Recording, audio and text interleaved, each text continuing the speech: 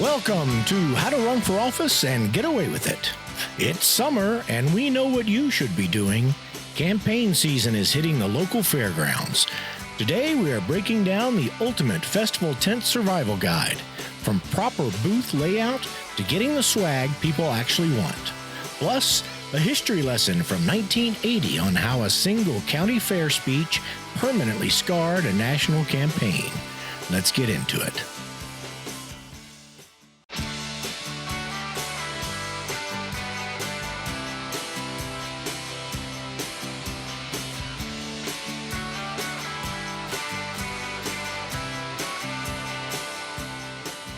Welcome to How to Run for Office and Get Away with It.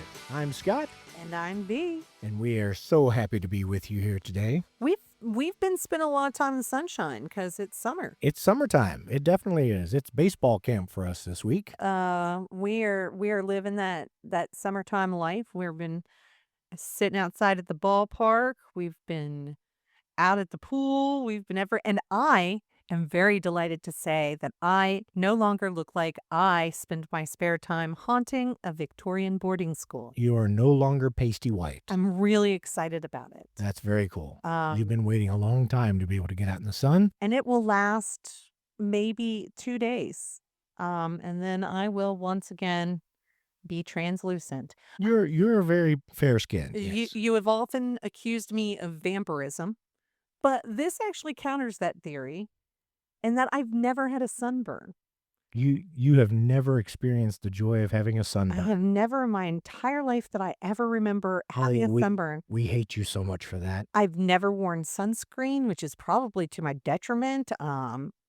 Growing up, I mean, I've spent every moment of my life outdoors. I love sports. I don't often play them, but I watch others frequently in the great outdoors. You enjoy them as a spectator. I am a great spectator. I do enjoy playing them. I don't now that I'm older. Yeah. Because I'm tired. But when I was younger, I did. Yeah, And but you have spent a fair amount of time in the sun, some summers, and have gotten very nicely tanned, never burned, whereas I will poor you. get scorched And my within an hour. and my poor mother the same. If she could live in a bath of aloe most of the summer, Yeah. she would, because She she's got burnt the first day at Disney World. no, it wasn't the first day.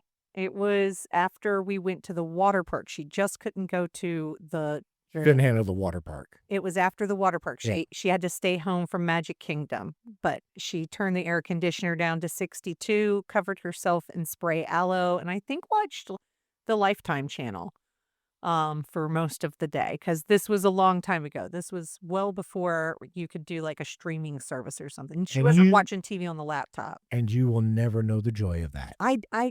It looks terrible. It is. It's horrible. And I will say this, I get it on my cheeks. I get it on my cheeks. Oh, you poor thing. And on my nose, and maybe a little bit on my forehead, might get like owie, a little crispy, and then it's gone. It just peels. We do not feel sorry for you. You should not. I have these weird little things that are just the rest of my life. But the is different. trade-off to that, though, is that for 9 months out of the year, you are a ghostly white. I am. I am so very white. Yes. And I sparkle in the sun. Another thing that actually supports the vampirism. I am so white sometimes that I have a shimmer to my skin that's like little tiny shimmery. You look like a rainbow fish. It's yeah, Yeah. that's sad. But then, I tan, and I look like the other side of my family, and I am just The Native American side. golden delicious. Yeah. I am golden delicious. It's wonderful. Hey, speaking of fish, we have 6 obituaries to write. Good Lord. If fans at home, friends, family, lend me your ears. If you don't have fish yet, don't do it, man. Don't do it to your family. I thought it would be a fun thing to do with Finn. Got him a 5-gallon aquarium, got him some fish, filled it up, got the water treatment, got all the glowing plants, and he picked out his glowing tetrafish, And it went really well for and months. they went great. And then he started overfeeding the tank, It- and so we had then the filter failed. But we didn't know why. The filter completely failed. We had to get a new filter, and by that time, the fish started just floating. It was rough, and it happened fast. Yeah. Like, it happened fast. So we had 3 fish. They all died within like 2 days of each other. I'm very upset about it. We were very upset. Finn is okay. Yeah. He- Yeah. disturbingly okay. And then we got 3 more. So we went back out to the pet store, and he picked out 3 more fish, the exact same colors, the glowing tetra. And he named them. He named them again. He named them on the way home. He named them. We had taken the tank completely apart, taken everything out of it, the sand, threw all that out, cleaned the tank, got new gravel, cleaned all the plants, got a new filter, the whole 9 yards, had a beautiful crystal clear, put the water treatment in, got the fish, put them in there. 2 days later, they were all dead again. Like, just boom, boom, boom. It was horrible. And I've realized... But the water is beautiful, by the way, so it wasn't the same problem. It's a gorgeous aquarium just to look at it. So Not cloudy at all, but... You did a little bit more research and realized that the water treatment that I was using was not the right one. So I think the chemicals in the local water supply probably did them in. The best laid plans. It was a great plan. But we're going to try again. We're doing it again. We're doing it again because, the first time, that's your first pancake, right? You don't always succeed that first time. That's right. So then you got to try again, and maybe something happens, you learn from it.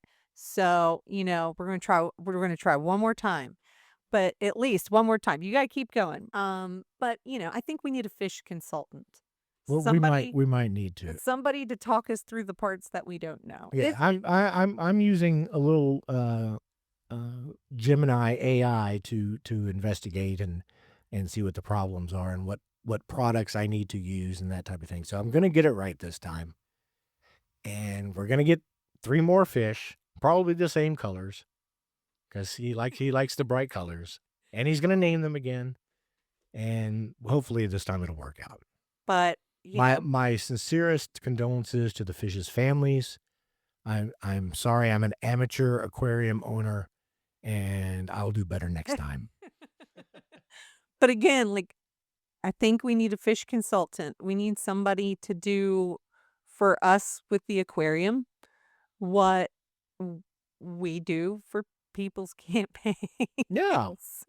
Speaking of I don't know what a consultant for a fish aquarium, a fish aquarium consultant would be called. I know somebody that doesn't do fish consulting. but they do political consulting, and they do happen to be our sponsor. Running for office can be overwhelming, especially when you don't know where to begin. Be Political helps people just like you run for political office with the confidence of having a seasoned campaign manager. With Be Political, you'll find the professional advice you've been looking for, along with guidance and tools you can't find anywhere else. We'll help you stay organized and guide you in making important decisions about your campaign, from learning how to secure that big donor to choosing your campaign color scheme. Be Political is here for you. It's hard to know where to begin when you want to run. Start here. Be Political will show you the way. For all your campaign needs, go to bepoliticalllc.com. And now back to the show. So yeah, besides watching children's outdoor sports, which, by the way, highly recommend. Highly recommend. Highly recommend. It is entertaining from top to bottom in every way. That was about 126 to 13-year-olds playing baseball. All at once. All at once. All at once. All over the field. They had 2 different fields in the football field, and indoor facilities and the whole 9 yards.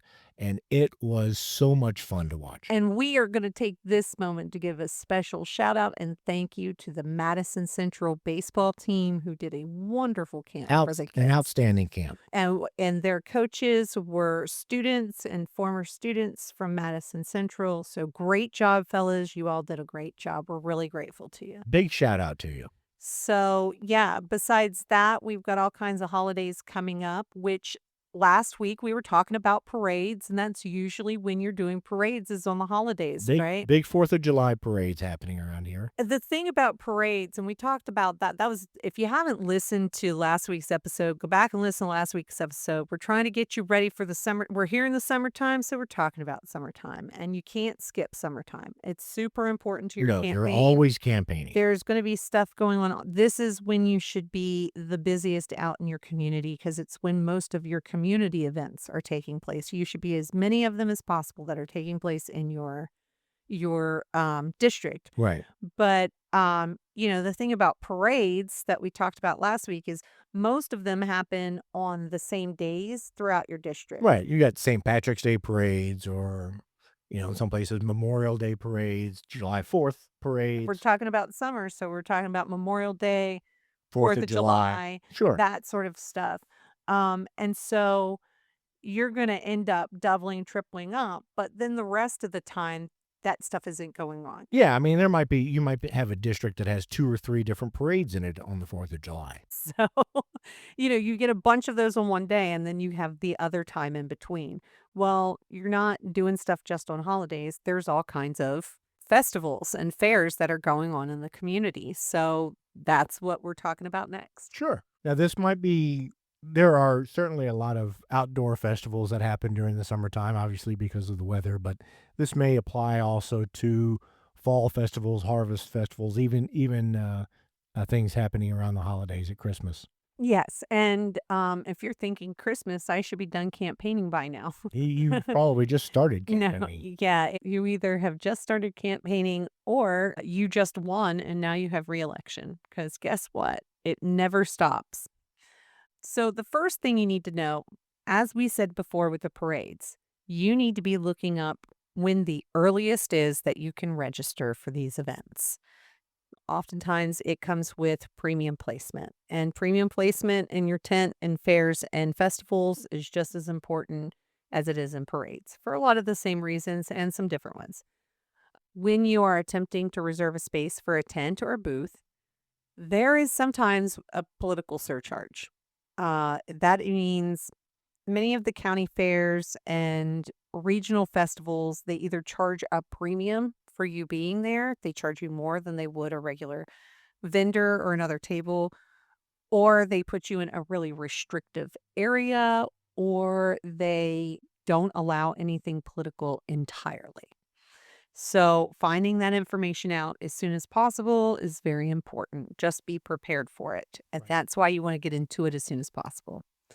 Next up, and this is something that you frequently deal with, Yes. the liability aspects. Do you want to talk about that for a second? Yeah. So with a lot of events that are happening out in the public, your organization is going to be required to have some liability insurance. So again, when you register, check with the requirements. You can get temporary insurance coverage just for specific events or just covering specific days.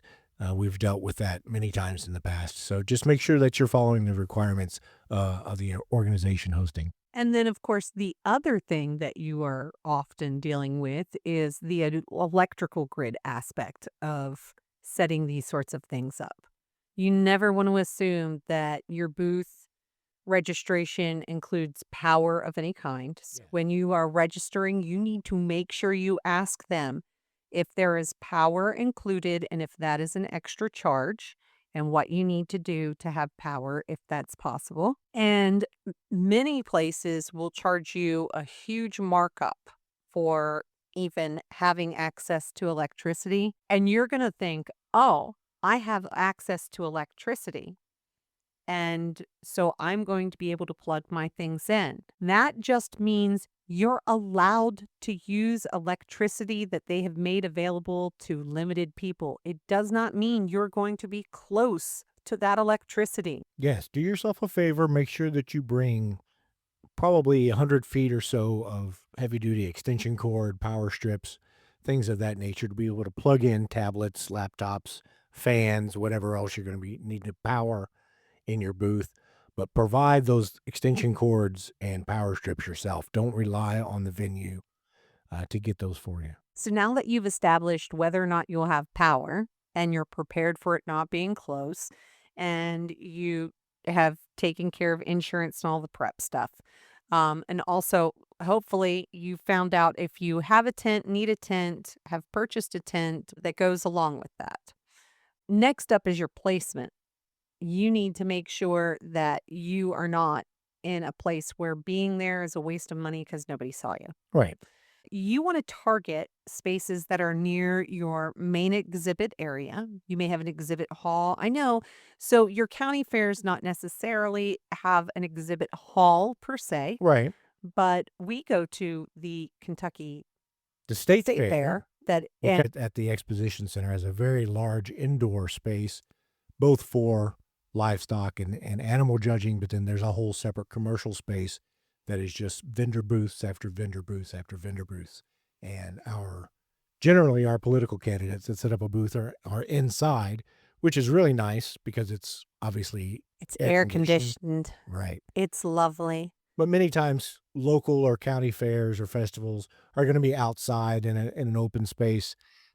So you'll want to get a portable tent type setup. And as county fairs are designed to celebrate the agriculture in your area and celebrate the history and culture of your area, oftentimes there is some sort of 4-H exhibit or some sort of contest exhibits that are taking place, and they take place in a central location. Right. So when we say exhibit hall, well, that's what we're talking about. Whatever Wherever this- the contests and entertainment things are happening. Yeah, the central focus point of the area.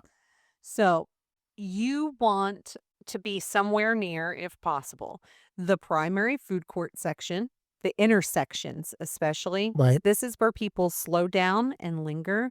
They're taking their time, they're meandering some, they're trying to decide what they want to eat, or they already have something, and now And- they're just sort of walking around until they're done eating. And the majority of people are going to make sure that they come to that area. Exactly, and- because nobody wants to miss Yeah, the so you're funnel going to take cakes. advantage of that high traffic. You want to also try to get somewhere directly along a natural walking path between any main parking entrance and grandstands. So again, an area that most people are going to pass through. Hopefully, it's in an area where people aren't speeding by. You want them to be taking a leisurely walk. You want them to be meandering and looking around at their environment. Yes. Loitering areas in central locations. Anything that allows the candidate to travel the fair and around the festival and be back at the tent as a central base. You want heavy, slow-moving foot traffic where people are just naturally looking around and standing around. Right. If you can position yourself next to a kettle corn booth or something like that where you get the aroma drawing people in too, that's good. Oh, yeah, for sure. If Yeah. if you can stand it. Now, I will tell you this. I have worked the state fair, and one particular year of working with a state agency, I was there 9 days in a row without a break. And some of those days were 12-hour days at the fair. So I was eating at the fair. My stomach has never recovered. I still cannot smell certain fair food without just instantly just somebody get me a salad. I have never in my life wanted a salad so much as after I had worked at the fair. Right. And I did that several years in a row, working there. But one particular year, my goodness, I thought I was a junk food junkie before I spent 9 days at the fair. But you got to have an iron stomach to be eating that food all the time. Good stuff, but there is a limit. Mess you up. Yeah. So we've said where we definitely want to be. Here's where we don't want to be. We don't want to be anywhere near a high volume audio stage. So a lot of times you'll have bands performing whatever type of music, but very loud sound systems in that area. And even though it is a place where people will gather and linger, it is also very distracting for you to try to have a conversation with potential voters. Oh, it's too loud. Yeah. Nobody can hear anything. And, again, fairs are oftentimes where you see cultural celebration and contest. So you have Battle of the Bands at fairs and things like that. You're thinking, oh, yeah, I'll get a booth over in that area and I'll get all of those young people. No, man, have you ever tried talking to somebody in a bar when No, when the band is playing? yeah, exactly. You can't You do it. can't do it What you may be able to do is sponsor the Battle of the Bands and if you have the funds for it. have your sign put up on the stage as one of the sponsors of the competition. There you go. I love that. That's good stuff. Yeah, but position yourself far enough away from it so that the sound is not going to interrupt your conversation. And also anywhere that's blasting music in general. Yeah. Any kind of, if you're near rides or, if for some reason the booths are coming that far up to where there's any kind of, midway style sounds, loud music, all that kind of thing. Stay away from the livestock barns. Stay away from, first of all, for me, it's a non-starter. I will stop breathing. I'm allergic to all of it. And, some of your volunteers may be too. And I mean, MacGuffin, tell him. I mean, my face just swells closed. It is closed for business. If she hears the word straw, her face just swells up. It's crazy. It's a lot. Yeah. And there is not a antihistamine in the world that works fast enough. No, you need a Benadryl IV. I do. And so I have to stay away from there. Like, it's not just going to drive you crazy. It's not just going to stink you up. It's going to drive other people away because people go there specifically to see a specific exhibit and then they leave. Nobody is hanging around. Nobody's lingering around the cow booths. Nobody's hanging around that. They wander through, they wander out, and then they get away. Right. So, and it's not because they don't celebrate it. It's a strong smell, guys. And then, of course, you don't want to be on the outer fringes in the wasteland of Yeah. fairgrounds where it's like tumbleweed and flyers are just cruising by in the wind and you hear the sound of the fair often to Yeah, these those things. those are your late registrants that are Yeah. in that area. So don't be them. And nobody's making it down that way. Right. At smokers, trouble kids. Um, All the degenerates in town are hanging out. This is like the back alley. it is the back of the mall. Yeah. For anyone who is an elder millennial or older, it is the kids who sat behind the mall. You are now in the back of the mall. You'll be hanging out with the skateboarders and the punks. And there's nothing wrong with the skateboarders and the punks, but you want more than them. Many of them don't vote. Yeah, many well-dressed people don't vote either. That's true. Okay. So now we've told you where to be and where not to be. Now we're going to tell you We're going to tell you what you need. what you need, and you're the expert on this one too. Yeah, so this is your hardware and supply checklist. If you have a pop-up tent, you guys know that what I'm talking about with four posts and just the canopy cover is what you're going to be looking for. It's something as large as your budget can handle and that your space allows for. What you're going to want to pack with that are things like sandbags. If you're outdoors, especially sandbags or tent weights, you don't want a rogue gust of wind blowing that tent across the parking lot. And standard tent pegs, they don't work on asphalt at all. No. If So you're in grass, you might be able to tie it down with some stakes and rope, but and the packed dirt at fairgrounds isn't any better than asphalt. yeah. Ideally, have some sandbags available for you, about 25 to 30 pounds per leg. You're going to want to get the large, heavy-duty zip ties. This is like duct tape. Have duct tape too, but these are just like duct tape. They are good for so many uses. The zip ties will help keep your campaign signage flush, tight, and it'll make it just look more professional when you're tying it to tent posts or things like that. And there's so many uses for zip ties. Zip You just ties? never know when Oh you're my going to God. need them. I know we talk about the thing that we always use them for is banners, but there's just so many things that you end up using zip ties for. Right. Even just gathering up like electrical cords or just all kinds of stuff. Just to keep everything organized and looking nice. You don't want to look messy inside Right. your tent. Like I said, make sure you have duct tape or gaffer tape. I can't even begin to tell you how many uses that has for you. But a big win for that is making sure that foot traffic isn't tripping on any Yeah, cords you or tape anything. tape cords down, tape up signage, whatever the case may be. Bring a basic toolkit or a multi-tool. Some heavy-duty binder clips because you're going to have literature there. You're going to have palm cards. You're going to have sign-up sheets. And you're going to have wind. And there's going to be wind. So get some binder clips along with the clipboards. That is for your data gathering. Yeah, so I want to get into this one real quick. We talked about making sure that if you're signing up for your tent that you've checked to make sure that there's electricity if possible, but you need to plan for analog. And so you want to make sure that you have paper sign-up sheets everywhere, not just at festivals. You want them everywhere you go.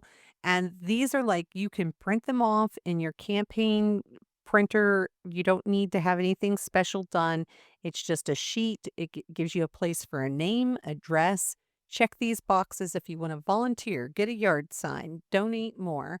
It is definitely the easiest way It's just a to piece of to paper. record the information. And at the top of it, it has your branding on the top of it. It's right there. Yeah. And so they're seeing it there and then they're just writing it down. So You may very well have apps or have access to electronic versions of sign-up sheets, either on a tablet or laptop that people can use. and we'll talk about it. And that's great, but failure is always an option with those things. So have that paper backup as well.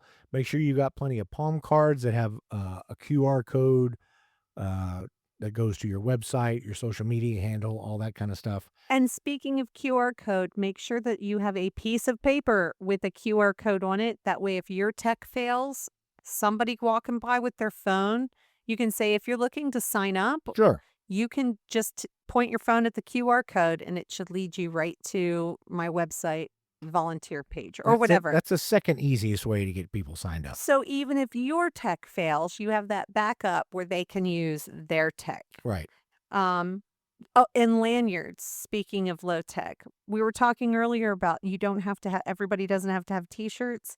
If you have the t-shirts, great. Again, I'm going to say that 1,000 times.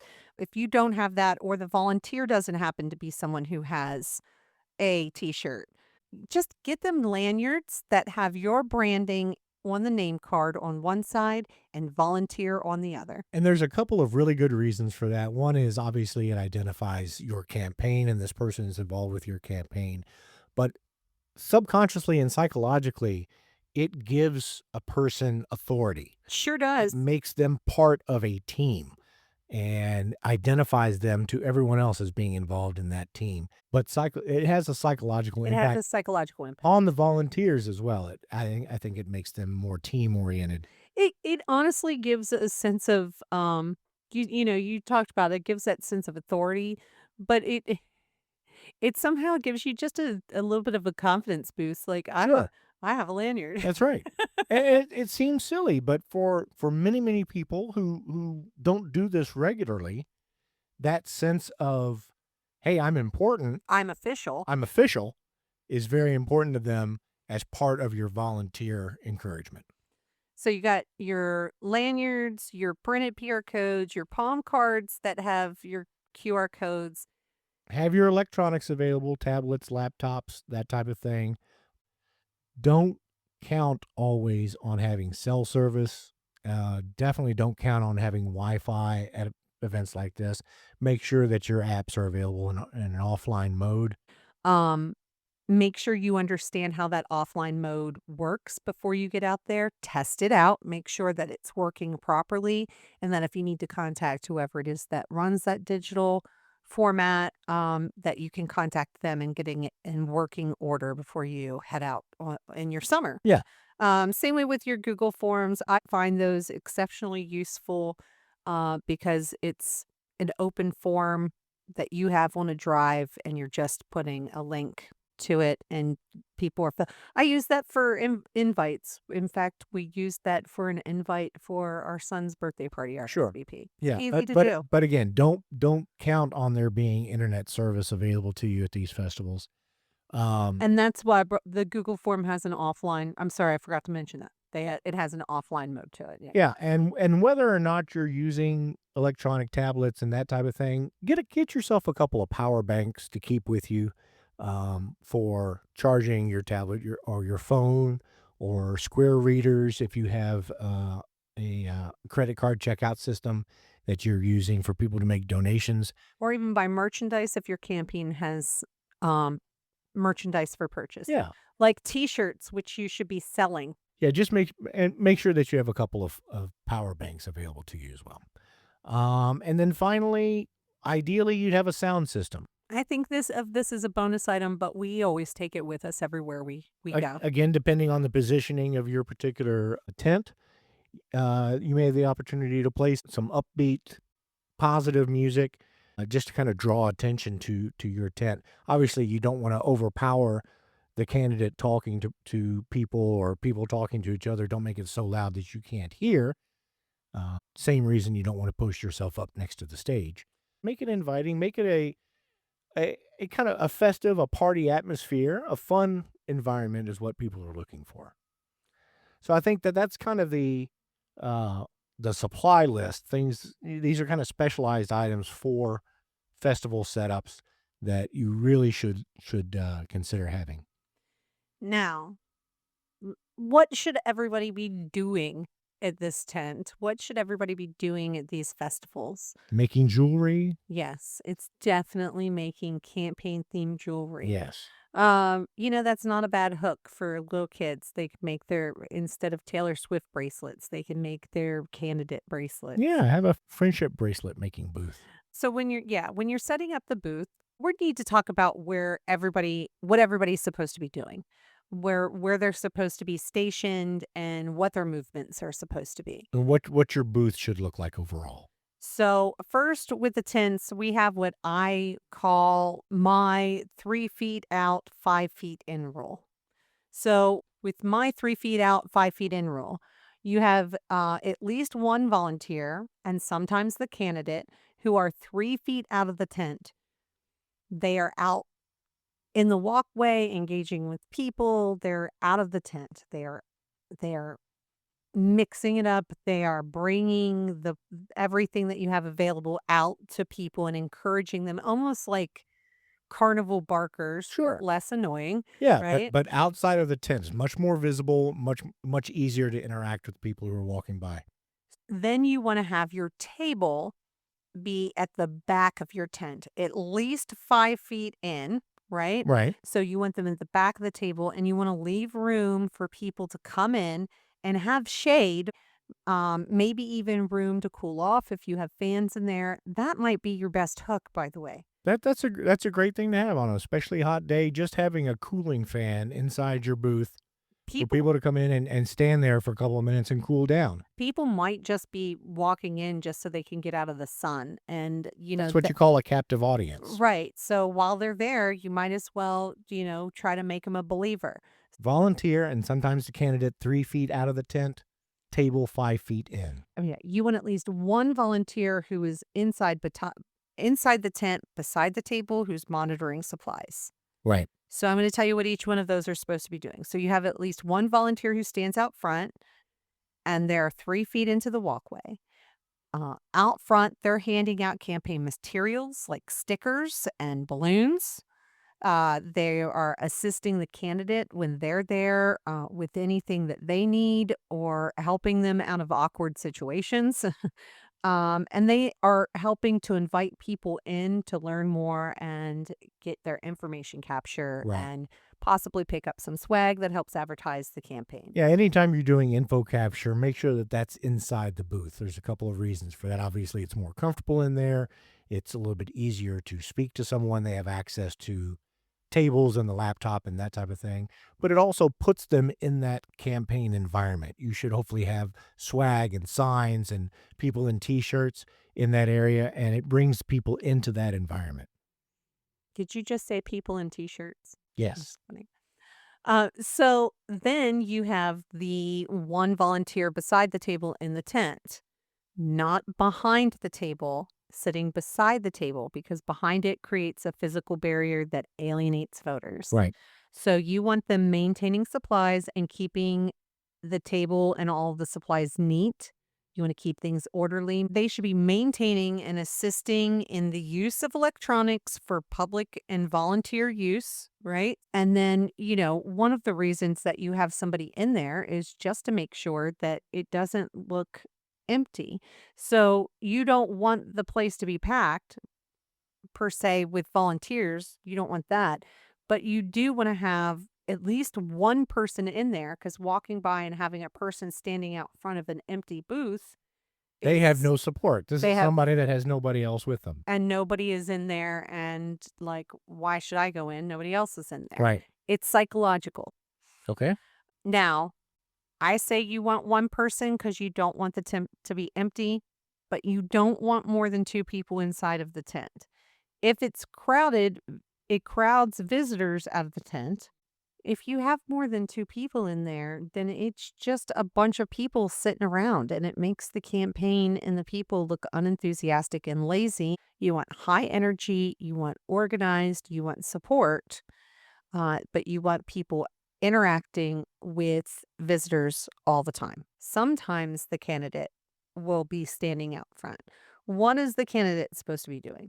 Well, while we have the 3 feet out, 5 feet in rule that I also have the tethered candidate system that I use with candidates at these festivals and fairs.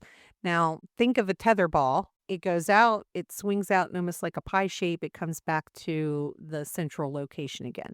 That's what you want to do as a candidate. You should be walking around talking to people and using the tent as a home base. You want to go out in one direction, make like a pie shaped circuit, and then, end up where you started again, and just keep doing that in a circuit while you're there at the fair. Out in the festival, you want to be trying food. Right. Don't make yourself sick, but try food.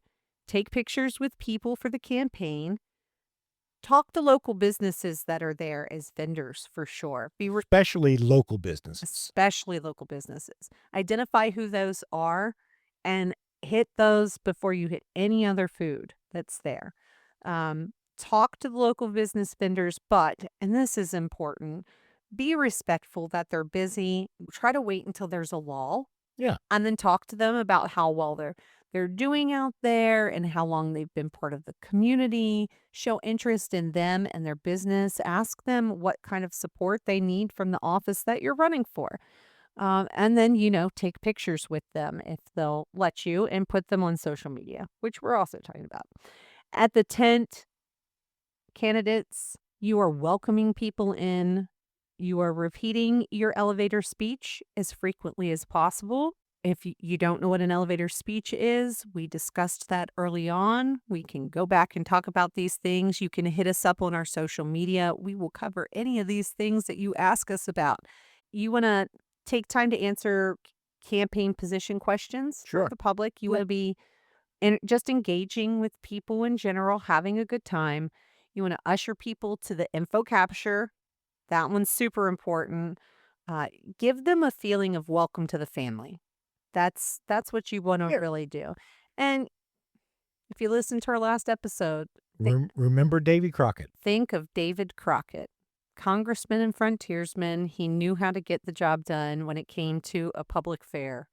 If you want to bring your own stump to the festival and stand up on it and talk to the crowd, then please do so. Yes. And if it draws a crowd and people are with you, do it. There you go. So, back to the stuff that goes on the table. Let's talk swag.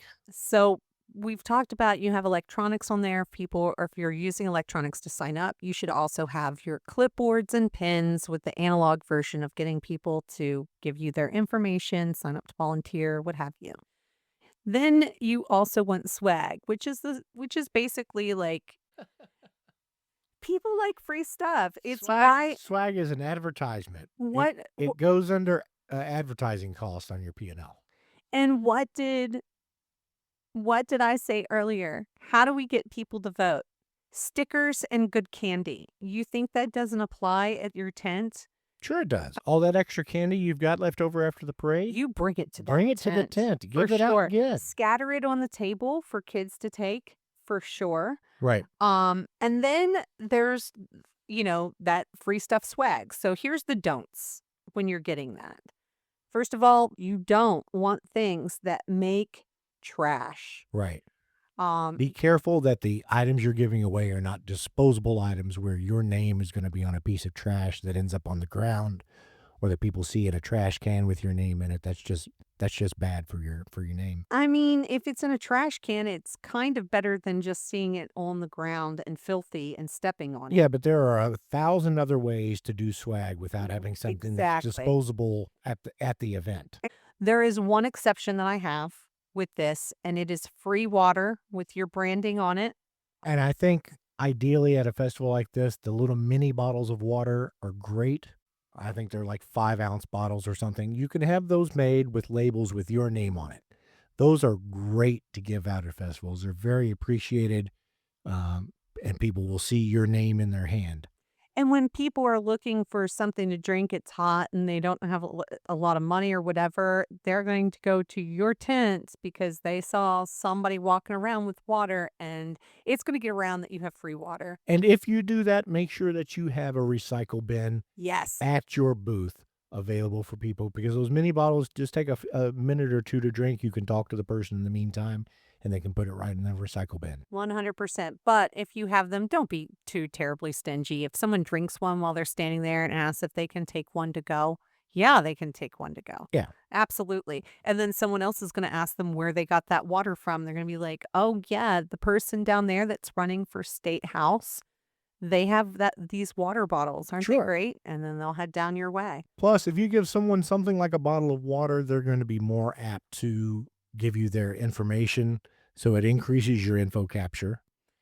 And they're going to see you as somebody who recognizes needs and that you are a person who meets the needs of the community and very specifically their needs. Right. Basic human needs, water. Right. So there's a lot to that particular one. The rest of them, though, if it has your name on it and it quickly becomes trash, you don't want that at the fair. Be budget conscious while you're purchasing swag or ordering swag, but avoid things that are just innately cheap. You don't want something breaking the minute you hand it to somebody and being thrown in the trash right there at the festival. That's a bad image for you. Or even if they just get home and the moment they try to use like a pin or something because you bought Pins are the worst. Do They- not get pins for your campaign. They They- end up in the bottom of someone's drawer. They're not thought about it again. Yeah, I'm with you. Yeah. I think that's one of the worst things that people get. But they go to use it once and it breaks. Again, this is surface level subconscious. I don't really need to go into explaining why No. that makes you look bad. Things that are useless and also look cheap. That's So even waste of worse. money if nobody really wants it and they aren't using it ever again to see the branding to repeat for that person. Right. Why are you spending money on this? Probably because somebody was like, you can get 1,000 of these for just $20 with your name printed on it. Yeah, So or maybe what? $20 wasted. It's $20 wasted. Don't do it. I think a lot of people, probably most people, have been to a fair or a festival of some kind, and this walking around with the different booths and people giving things away. So you know the kind of things, the kind of free swag that you see at these events. So you can choose yours based on your positive experiences that you've had. But here's some ideas for things that work really, really well for summer festivals especially. These are the do's. And let your budgeting be your guide. Right. So the first recommendation that I have with any of your swag is problem solvers, Sure. specifically for hot summer days or for weather in general, Yeah. for any kind of weather circumstances. Branded hand fans. Hand fans are an incredible piece of swag to give out at these because you have your name on the fan. People are going to be walking around fanning themselves, basically waving your name around. All over the place. And Yeah. people, if it's hot, they're going to be like, where'd you get that fan? And they're going to love it. Yeah. So branded hand fans. Yeah. The bottled water that we mentioned. Bottled water is a great one. Here's a good one that I like. It works in the spring and fall as well, and also at parades. Rain ponchos, the plastic ones, the ones that you maybe use once or twice, and they're not very, they're not expensive, but you want them branded not on the packaging that it comes in, but on the rain On the poncho. poncho itself. Yeah. Because if it rains, everybody is walking around with your branding on it. That's a great one. So let your pocketbook be your guide. And if you're fortunate enough not to get rain, then some sunglasses are fun. Sunglasses with Bright branding on the side. Branding on the temple for kids especially, they love them. That one tends to be a little bit more on the expensive side too, These items are not necessarily ones you're going to be giving away to everyone. right? That should help. That should be controlled a little bit by the volunteers in your booth to make sure that you're not spending thousands and thousands of dollars on giving out this type of swag. Yeah, your people that are 3 feet out are not going to be standing out there waving this stuff around, dropping it into people's bags that they're carrying. No. They are going to be enticing people to come in. When those people come in, you will have these things laying around And that are available to them. Especially if you get their information from them and they sign up to get more information from you or be on a mailing list, then some of this better swag is ideal for that. And the next one is perfect for everyone who signs up. Get some Bubbles. And this one's actually pretty easy to do yourself. You can get the dollar store bubbles and you can put your sticker on it. Sometimes your local printer, your union print shop will also make things like that available where they have those. Oh yeah, you can get those made anywhere, but your stickers on the bubble bottles is great. That's a great idea. What problem does this solve in the summer? Do you have kids? Because I do. My kid is blowing bubbles and not, Mom, can I have this? Mom, can I get that? I'm telling you, bubbles are magic. They are And magic. if all I have to do is give you my email address so that this kid can have some bubbles, sure. Absolutely. Absolutely. Sunscreen. Another great one. Little mini bottles of sunscreen. I'm not talking about a full thing of sunscreen. Obviously not. You know, the little like minis, a travel size sunscreen. Or, and I have seen this, you can get the commercial size bottle of sunscreen with a pump and have it available for people to get some sunscreen as they come by your booth. Really? Yeah. You know, I've never seen or thought of that. That's a Sure. great idea. That's a reason to invite people in. Absolutely. Hey, we've got free sunscreen. Yeah. That's great. And it shows that you're concerned with people's health. Right. And then chapstick. Chapstick with your branding on it, that's actually a pretty good investment. People throw that in their pocket. They reuse it every time they do. They catch a glimpse of your branding. Sure. And then, you know, they go to vote and it's like, oh, I got to vote for my chapstick. Yeah. Like, believe it or not, that's a thing. Like, people do this. This is what people decide to vote based on. And then not necessarily problem solver. Well, a couple of them are, but not necessarily weather related. No, these are some of our favorite swag items that we get. Seed packets. Believe it or not, seed packets are extraordinarily popular. Emery boards. Emery boards. Man, everybody wants a nail file. Sure. And that's another one where you pull it out constantly and it has the branding on it and you use it over and over. Yeah. Hand sanitizer. Hand sanitizer. That's another great especially one. popular at festivals, especially popular with moms. I know I'm a huge fan of a bottle of hand sanitizer. Oh yeah. And again, you're a problem Again, solver. they're taking it out all the time and seeing your name on it. And you're associated with solving a problem that they have. Yeah. Reusable shopping bags. This is a big one, and I encourage this one. Also great for carrying around the fair. And now you have somebody advertising you going around the fair. Sure. And every time they go to the grocery. Every time they go to the grocery, you're one of their shopping bags, so people are seeing their shopping bag there too. Now, I'll tell you, I'm a sucker for stress balls. You do. Any spongy, squeezy things. I like those. I think that those are fun, and the kids love those as well. And sunglass clips. You know, the things that go on your visor and they hold your sunglasses? I've gotten several of those at the fair. And I love them. Your family is this. So 20 years ago, I went to the Kentucky State Fair for the first time with your family. Yep. And you guys have goals when you go to the fair. Yeah, we spend a lot of time in the commercial exhibits trying to find the best swag. The best free thing. stuff. Yeah. And the MacGuffins get together after the fair and they do their own version of a We'll postmortem. compare. Yeah, absolutely. And it's intense. And I got to tell you, I think that a ruler always wins. Rulers are great. I think I won one year getting a pistol lock. Yes. Yes. You got a pistol lock. Yeah. That was crazy. Yeah. And it was free. It was free. And then, who else have we gotten? Those sewing kits. We get excited whenever there's branded Sewing kits. kits are great, but they usually end up in the bottom of a drawer I'm not somewhere. going to say that we don't ever see them again. I'm No. saying we get excited and I have never see them. I have used many of the sewing kits that I've gotten, So see, they didn't end up in the bottom. but I had to dig through the drawer to find them because I knew it was there. All right. So when we have events like this, you have a lot of people, you have a lot of different things going on, a lot of new people that the candidate is trying to talk to and get involved with. You're going to need an escape hatch. It's true. You're going to need an out. You're going to get cornered.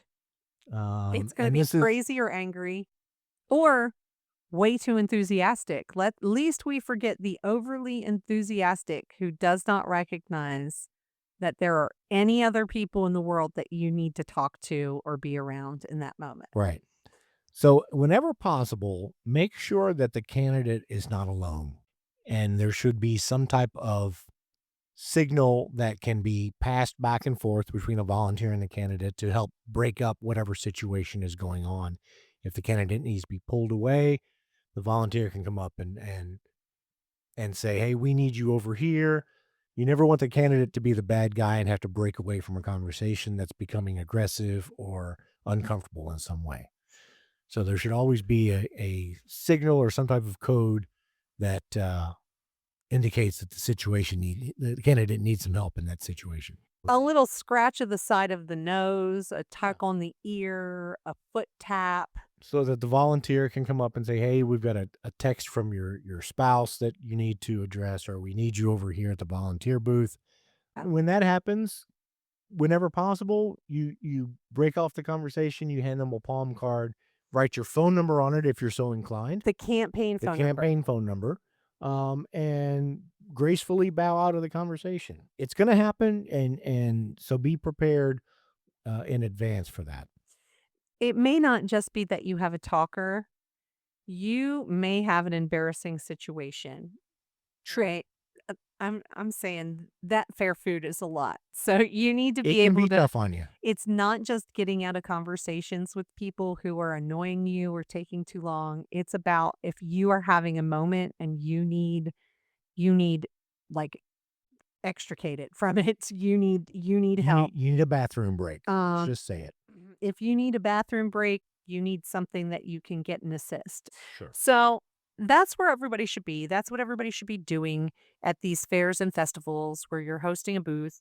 Um, That's the main quest. the side quest, of course, and we've mentioned it several times, the data capture. Right. You never let anyone, especially a potential ally, leave your booth without collecting their contact information. You offer them swag for info capture. You use you can use raffles, but you can do like gift cards or raffle off stuff that has to do with the fair or have a prize of some sort for whoever signs up to volunteer with your campaign is eligible to win. Yeah, this is an Something. opportunity for you to use some different methods to get the information that you're looking for in a fun way. And like we said before, don't depend only on the tablets and the technology and being able to use all that. Make sure that you've got your paper sign up sheets, clipboards and pens, palm cards, QR codes, and all that kind of stuff that we talked about before. And that printed QR code that's taped to the table that lets people do it right there from their phone, that is incredible. That will save you a lot of time in data entry and it will um, help the person that is signing up because they feel more comfortable just using their phone. Right. And as always, make sure that you have the ability to accept donations whenever possible there, if it's via credit card or you have donation envelopes available to people. You never want to pass up the opportunity to take a financial donation. Yes, always, always have your contribution envelopes. Um, and then after that, it's really just your post mortem. So you should have one person. Taking pictures of you with other people and the events that are going on around you, you should have one person who is your dedicated person to doing that. However, your other volunteers should also be Should taking also be pictures. taking pictures when the opportunity arises. And within 24 hours of the event, they need to be sending you and providing you with those pictures so that you can use those to update social media and do your social posts. So, that one person that's with you, their focus is taking pictures of you. You trying food, you with volunteers, you with people out in the fairgrounds. Right. That's their job. Your other volunteers, while they have time and they're not, carnival barking, They're going to get more candid pictures of you. they're taking candid pictures of things that are happening at the tent, at your supporters, at the people who are coming and going. But you have two different types of pictures that are being taken, and it covers everything that's happening, Right. ensuring your campaign is shown both as the campaign and you as a personality. Right. And that's going to be essential. So, the pictures of you, you're going to post some of those in real time to show that you're there. And then the rest of them, you're going to be gathering up and putting them together in a more comprehensive and professional way. So we always say that the 24 hours following an event like this are very busy and are very important for doing a couple of things. One of them is gathering pictures and writing posts on social media. The other is thanking your volunteers because they've done a lot of hard work for you during that. Your volunteers working with you at the festival, send them a personal thank you, especially if they provided pictures to you, and point out some of the important work that they've done and show your appreciation to them. That's how you get people coming back event after event wanting to help you out. So, you want to be in a timely manner. If you're doing all of this on a Saturday, then by Sunday night, you should probably have something out there, but at a high engagement time. Yeah, and hopefully you'll have things being posted in real time during the event. You want things going out Monday morning as well, but you want some sort of gallery of pictures for these sorts of events going out within 24 hours and then repeated post after that, pointing back to the fact that, this is what happened there. Right. You've shown you're on top of it and that this just happened and these things are coming out fresh and now you're revisiting them through the week. Sure.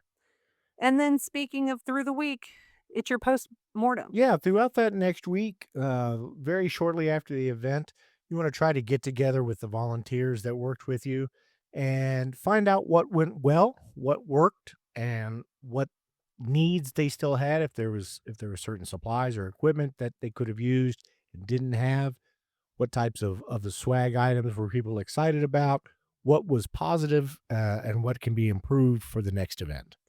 And then you want to identify any people who may have had any issues publicly, note any negative interactions that any volunteers recognized taking place, whether you were there or not. Sure. You may have had somebody coming by and harassing volunteers while you weren't there. Maybe a situation that you need to get out ahead of. Right, exactly.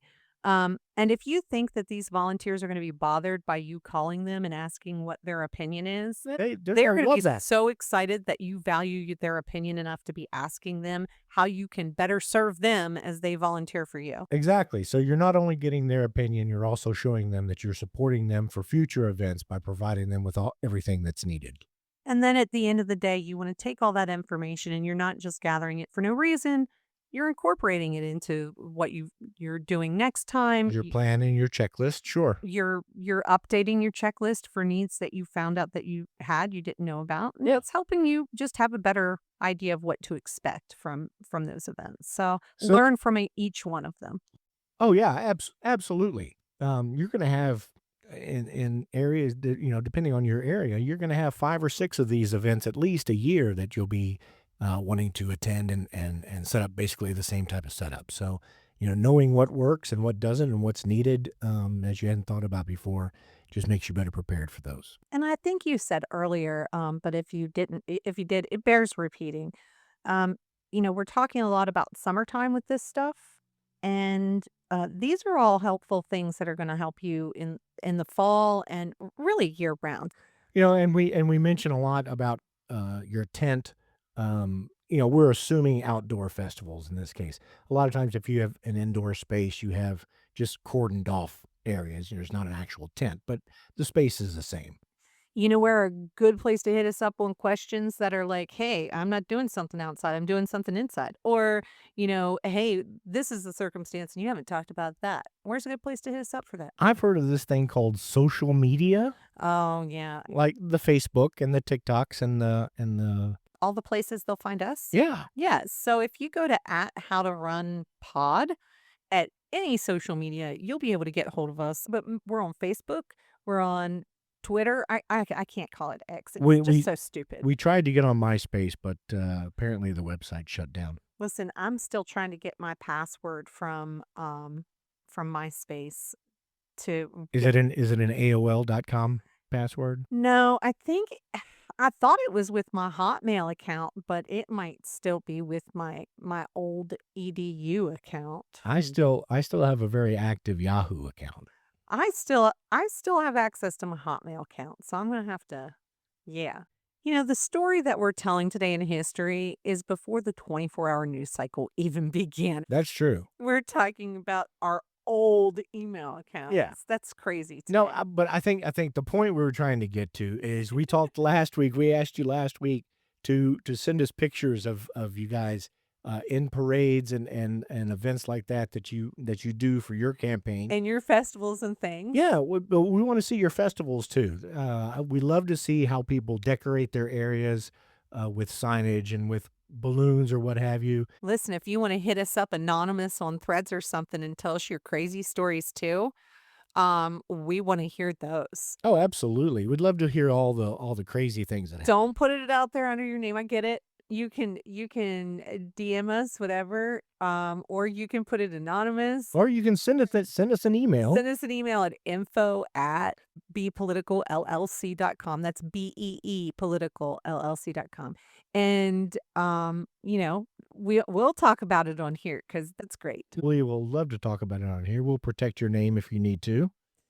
Send us your pictures on social media. Tell us your crazy stories. We'll Yeah. tell them on here. We'd love to hear about it. In the meantime, we're going to talk about the Neshoba County Fair in 1980. Now, I think the reason that we want to talk about this story is to kind of stress the importance of all of your various community events that you're going to be going to, whether you're there talking to individual voters or you're giving a speech, especially. Realize that these are very important events for a couple of reasons. First of all, you're able to reach a significant number of people specifically from the community. But do please remember that these types of events do get news coverage. And you'll understand why when we talk about our history lesson for today. Yes, this story is to ensure that you do not underestimate the importance of these events, that you understand that the things that happen here are so very public and they can hijack your entire messaging strategy and everything that you're doing. And if you don't believe that, wait till you hear this. Yeah, for sure. So it's 1980, and Ronald Reagan has just secured his Republican nomination for president of the United They States. just finished the convention. He's just finished the convention, and he's running against incumbent Jimmy Carter. And so in 1976, Jimmy Carter won the state of Mississippi by just 14,000 votes. I don't know if a lot of people realize this, but the Southern strategy started right at this time. And Jimmy Carter had a stronghold with Southern Democrats. Very as helpful well. that he was a Georgia farmer. Being a Georgia farmer, Yeah. that significantly helped. And he knew how to talk to people in the South. He knew, he spoke the language. Yeah. He was very supportive of the South because he was from the South. Right. He was a strong supporter of civil rights. He was a strong supporter of human rights, and he recognized the dignity that was not always available to all people in this country. Right. And so the Dixiecrats were willing to support him because he was a Southerner.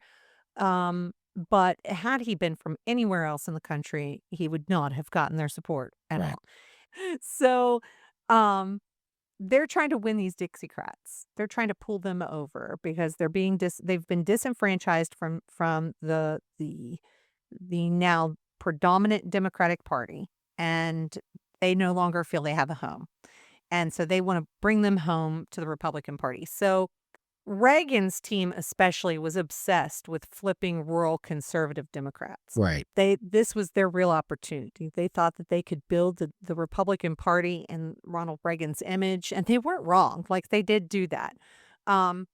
So with Mississippi, with those 14,000 votes, they're coming right out of getting the nomination, and they're thinking, okay, we're renting an arena, and Jackson requires this massive marketing and staging costs and all of this get out the vote stuff. But the Neshoba Fair is pre-assembled. Everybody's, going to be there. It's a captive audience. They have over 10,000 people that are living on site in this is already set up for them, right? Mhm. And so they're walking into things. They don't have to rent anything. They're just going to show up. They're going to be at the fair. They So have their they- space at the fair. They wanted to go to Mississippi. They wanted to go to Mississippi, but they also had a speaking engagement with the Black National Urban League in New York that was coming up. They thought it would be bad optics if they went to the Black National Urban League in New York and then went to the Neshoba Fair afterwards. Okay. So they thought that they could head to the Neshoba Fair, which would get coverage that he was at the fair, mostly localized in Mississippi, the South, that sort of thing, with national news coverage being that he went to the fair. Right. So they were obsessed with getting votes in Mississippi, Right. and they thought that they could basically sneak in, do a county fair, and then head back to New York for the Urban League. Right. Not necessarily sneak in, just that it wouldn't get as much coverage the way that being in New York. They at assumed the it Urban would League. be a quiet event, It a would be- local event. It would be quieter, that Yeah. it wouldn't get the attention. Okay. They assumed it wouldn't get the attention. The logistical scheduling change actually elevated that event because it made it the first event they were going to after. So it The became convention. a news item because it was the first event after the convention. And then it suddenly became a high-profile national kickoff venue for post-convention campaigning. So they had even more people come in. So suddenly that was getting the national coverage. I see. So thousands and thousands of people were coming in specifically because Reagan Was was going speaking. to be there. So that attracted news attention as well. And then he did something stupid and Okay, so all of that's fine. yes, still Visually, no problems with any of it. optically, yeah. No, Everything's good. It's fine. They're going to do an event in Mississippi, then they're going to New York for the Urban League. Right. So at the event in Mississippi, what happens? So once they're at Mississippi, they have this open air pavilion. It was brought up a lot later that this is just a couple miles from where 3 civil rights workers were murdered in 1964. Ah, And So, that's a important to know. bit of a touchy subject in that specific area. Reagan normally would be talking about economics, and that was his strength. That's what really carried him to the finish line. Oh, I mean, absolutely. it was economics that really did it because Carter was having a hard time with the situation in Iran and everything that was going on with gas. And so he'd been fighting an uphill battle, and Reagan had come in promising to fix the economics of the country. Reaganomics. And so normally that's how he started his speeches. And this time he started his speech with, "I believe in states' rights," which, yikes. Yeah. That is a phrase that's often associated with white supremacy or just with the Confederacy. No federal control is what that is referring to. What the indication there is, what the dog whistle of that is that he would not be enforcing the civil rights laws. That Right. he felt that those should be implemented by the states to determine, and that then would allow states to return to Jim Crow. And that is what they were looking for in that region. They were looking for candidates saying that. I mean, So if that's your the first thing out of his mouth is that he is for states' rights. Right. So he tells this overwhelmingly white rural crowd that the federal government had too much power, Yeah. that he wanted to strip federal programs away and restore to states and local communities those functions which properly belong there. So, Which is exactly what that audience wanted to hear. right, because those things that they're talking about is, well, we decide who uses what bathrooms and we decide who uses the public park. Sure. And so Yeah. that is what that means. Racism still running rampant in Mississippi in 1980. The civil rights era is not old news at this point. I Oh, mean, sure. this is still like this is happening. We've This had is 12 years since the Martin Luther King and all that. and 11 since Summer of Love and Yeah. everything else. So, yeah. Um, so he knows what they know what they're saying. Um, but then he has to go to the Urban League in New York. Right. And it's 2 days later, and he's standing in front of a predominantly black audience. And he tries to reassure them by promising that he would strictly enforce federal civil rights laws. Wow. So he's just A 360. total flip-flop. Right. So why it backfired, obviously, it feels like, right? Well, the press and his opponents immediately pounced on that, exactly as they should have, Sure. for hypocrisy, which I did have a boss that used to say constantly that the people will forgive you for just about anything but hypocrisy. Absolutely. I don't know if that's totally borne out Yeah. in the past 10 years, but yes. You cannot tell a crowd in Mississippi fairgrounds that you want to completely dismantle federal power and give it back to the states and then fly to New York and promise that you will use massive federal power to police those exact same states on civil rights. Right. Oh, exactly. They cancel each other out. No, So they are polar opposites. You can't do both. so then, of course, the Urban League, that audience, they're not buying the Well, pivot. I mean, I think the thing is that we don't think about today. News of that speech in Mississippi would have been national by the end of the hour that it Right. happened. And And this is 1980. News moved just a little bit slower. This was Right. before CNN. This was before the 24-hour news and cycle. you were limited in how much information you got, right? You got a half-hour national news It a day. depended on how much room they had in a half an hour to tell Sure. a story. It depended on what was happening that day. It depended on how much room there was in the newspaper to cover a story. And this was a relatively small event. This wasn't, they didn't rent out an arena and call all the press in to cover it. But it it was- did become a big event, It right? became a big event. It had gotten around and was talked about enough within a short period of time. When he gave his speech to the Urban League, they immediately called bullshit on him. So he tried to do damage control, and they found that insulting. Sure. And then just walking in was met with cold skepticism. Like he did not have that audience at any time. Right. Like that they were gone. Oh, yeah, from the beginning. And then, of course, we're talking about the media. Instead of looking like a balanced candidate who could talk to anyone, the back-to-back scheduling that was done with this, it only highlighted how Oh, yeah. I mean, it was like If it had been spread out, if it Yeah. had been spread out a little bit, the news would have faded, and this wouldn't have probably been as big a profile incident as it became. It should have been because it was a douchey thing to say and do So we can all around. you But can yeah, blame a lot of this on the staff. in large part, it was massive miscalculation. Bad Um, planning. And but the media narrative became Reagan tells a white Southern crowd that what they want to hear on Sunday, then flies to New York on Tuesday and tells a black crowd the exact opposite. That was all that came out of that. That was Yeah. all that That- people were hearing.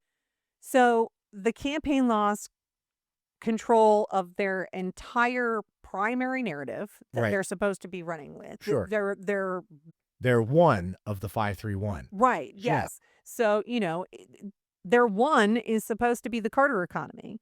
And instead of being focused on that, they have to do cleanup on this.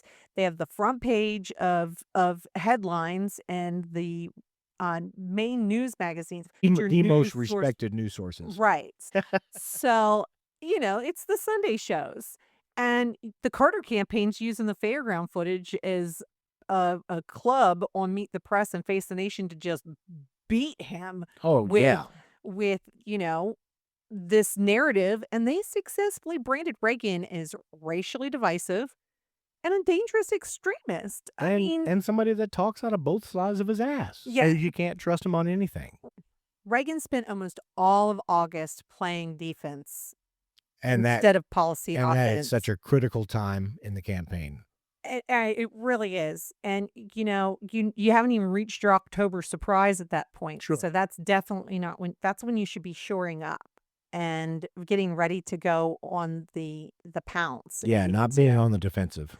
So, you know, the worst part is it wasn't just that it threw his campaign off, because I think we all know that ultimately he won, right? I mean, he He won. barely won Mississippi. But he won. Yeah. He scratched out an 11,000 vote win. People didn't stop talking about it even after he won. The optics at the fairground speech created it was that permanent scar. It Yeah. really did. And I Yeah, know it we really don't. put a blight on the party The thing and is, on Reagan specifically. it tanked minority outreach that they were doing in New York. It cemented decades-long perceptions for the party. Right. It outed the Southern strategy. It pretty much labeled the Republican Party as having to rely on Southern racial resentment Sure. in order to have a party. And if that resonates with you and you haven't heard the story, well, now you understand why it resonates with you. Now this was a presidential race, so obviously parameters are a little different for it, but it applies to candidates at every level. 100%. So a couple of takeaways I think that we have from this story. One might be understand that festivals are a great place to go to because there's going to be a crowd there. I am a big fan of using things that you can get for free. Sure. As long as it doesn't, look free. You don't have to invite people to the festival. You're going to have an audience there. Your audience is built And in. they're relatively captive. And they look like your audience in your pictures. So you just got an audience for free. Whether you're speaking or just have your booth, just remember that the attendees at the festival are not there to see you.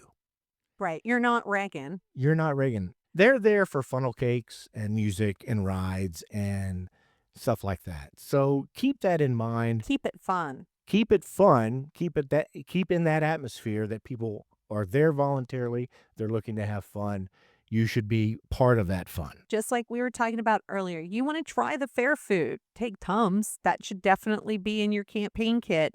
But try the fair food. Take pictures with kids that are celebrating the fair. Be part of the festival. If you see members of the high school baseball team, get a picture with them. If they'll get a picture, share a funnel cake with them or something. Have fun while you're there. That's what people want to do, and they want you to see that you're part of the community. Enter a karaoke contest. Yeah. Yeah, fun things like that. Exactly. I think another takeaway is Reagan used local political shorthand to get a cheap, immediate cheer from the crowd and get that immediate reaction from Mississippi that he was looking for. By using that phrase. And he pandered. He pandered to the crowd. And okay, I get it. He got the reaction, he got the bump that he wanted, but is it really worth sacrificing your message that you have to go back and explain it and clean it up? It's really tempting when you're at the local festival booths and you're talking passionately with voters and talking to people to lean into telling them what they want to hear, because you're really invested in getting them to like you. Right. And they want to ask you about stuff that's hot button issues, especially local stuff, and then randomly stuff that you will have absolutely no control over whatsoever, which you need to stay away from answering like it is leprosy. You need to run away. Right. Because you have no control over it. So why are you taking a position on that? You have no ability to do anything about it. But they're going to want to, ask you about stuff, and you're going to get a sense of what they want to hear. And it's going to feel like you want to tell them what they want to hear. Right. Please don't do that. You think that that's not going to get back to people. You don't need a 24-hour news cycle in a small town. You don't even need social media or TikTok. Everybody knows. It'll get around. Immediately. Oh, It'll yeah. get around the festival. Yeah. Everyone will know at that festival before the festival is over. Sure. So, don't think that when you say something, it's only going to be known by the person that you're talking to. Well, that's definitely true. And don't be insincere. I think that's the key. If you are sincere and upfront about what your opinions about certain subjects are or what your plans are, it's important to not just tell people what they want to hear, but tell people what you believe in the way they want to hear it. The way you craft your message, the way that you express yourself, the way that you explain things, the support that informational or data support that you have that makes people understand even if it's the opposite opinion of you, if you're sincere about it, it means a lot.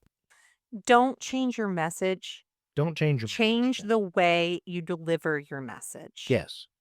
And that's the big thing. If you are changing your message, it's just going to make you look like a hypocrite, inconsistent. It's going to make you look wishy-washy, like you have no opinion of your own. And that's because all of those things will be true. Like your Henry Clay. Yeah, this is a modern day Henry Clay moment. The benefit that Henry Clay had was that there was absolutely limited news reporting at that time, and it was slow as hell. The disadvantage that Henry Clay had was that he was writing these letters in newspapers. Again, maybe not the smartest strategy. There you go. Yeah.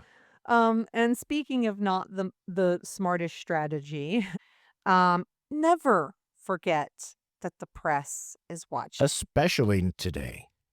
You don't need the New York Times Nope. to show up and ruin your. Every festival has attendees with smartphones. Yep.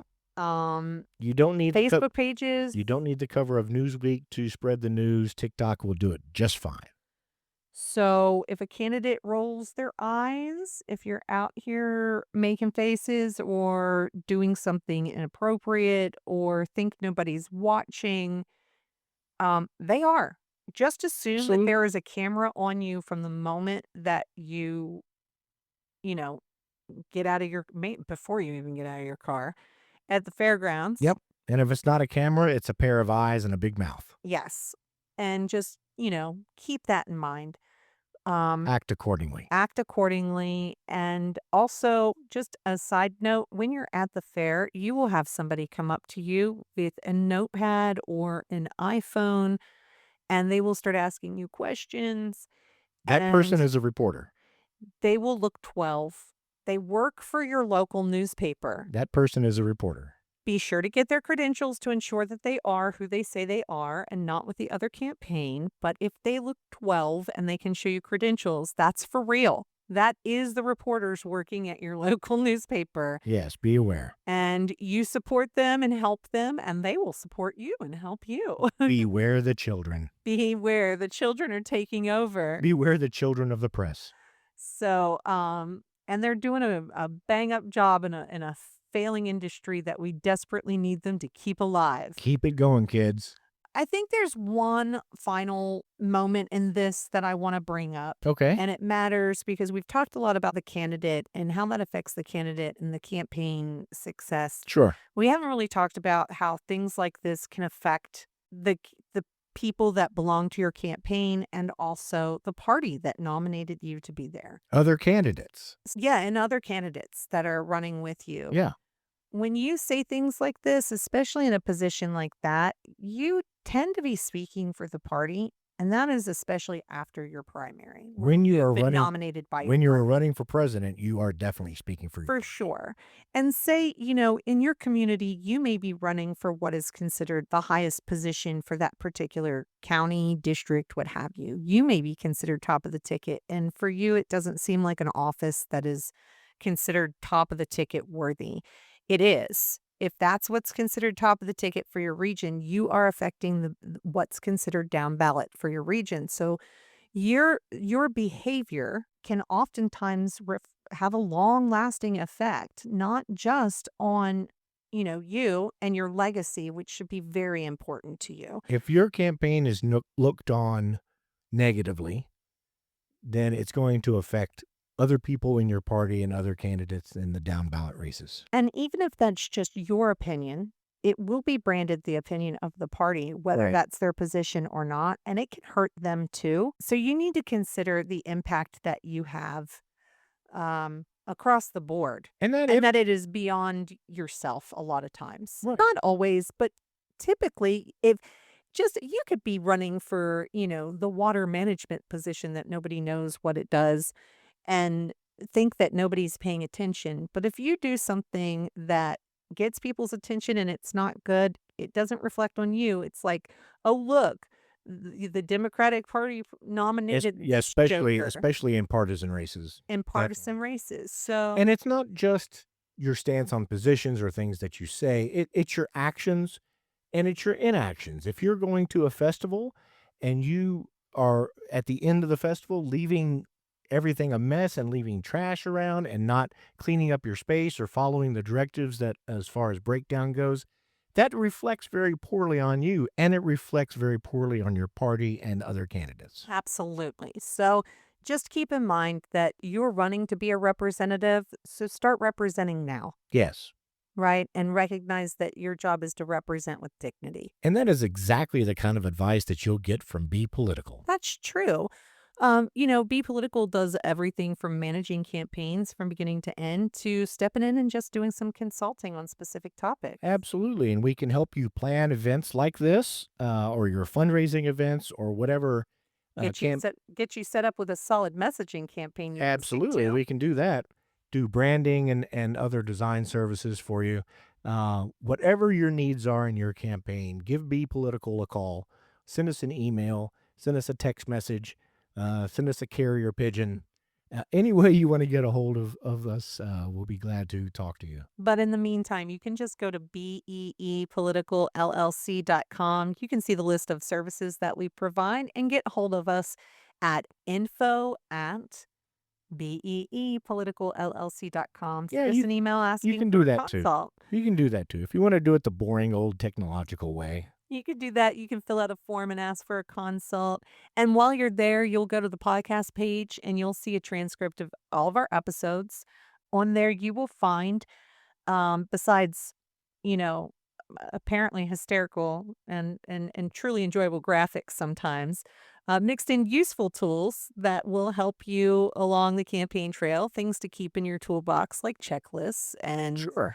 and things that'll help you along the way. So be sure to get hold of us. Let's see what we can do for you. See if we can't get your campaign off the ground. And remember, if you're planning on running for office in 2028, you should be starting right now. Now's the time. So give us a call and see if we can't help you get started.